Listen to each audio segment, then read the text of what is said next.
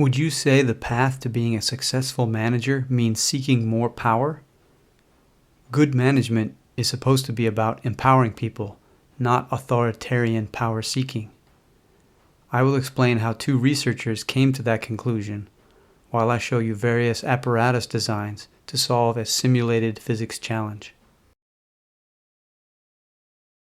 The researchers, David McClelland and David Burnham, analyzed manager performance and reported on it in the Harvard Business Review in the mid-1970s.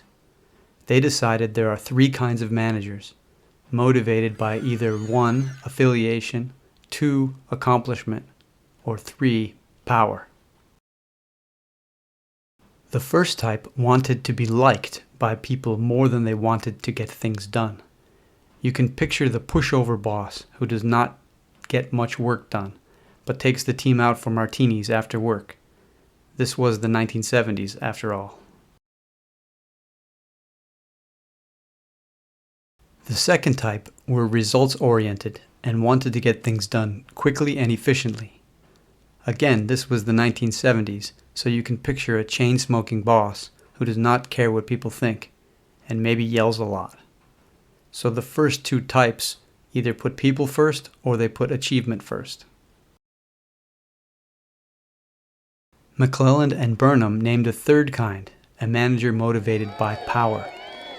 You would think of power grabbing as a negative attribute, empire building.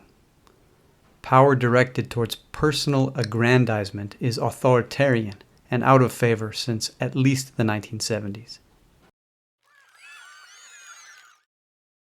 The authors made the claim that desire for power is not everything. They insist that control and inhibition are also needed. Individuals who measured high in power and in control are more institution-minded. They tend to get elected to more offices, to control their drinking, and to have a desire to serve others. I thought it weird that the authors mentioned control of drinking specifically. It was the 1970s.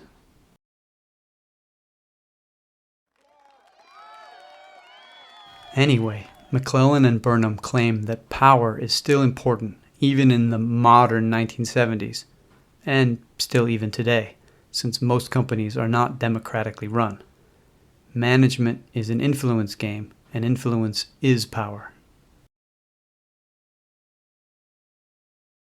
The authors looked at 50 managers and determined the most important factor was whether their need for power was higher than their need to be liked.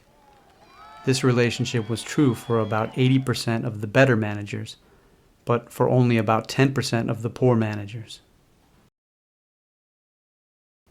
So, if you want to be a great manager, according to McClelland and Burnham, first, seek more institutional power, but do not act on it in an authoritarian way. Instead, be persuasive and help others. Second, enjoy the discipline of work. Build teams and systems to get things done more than you focus on achievements or being liked. And third, control your drinking.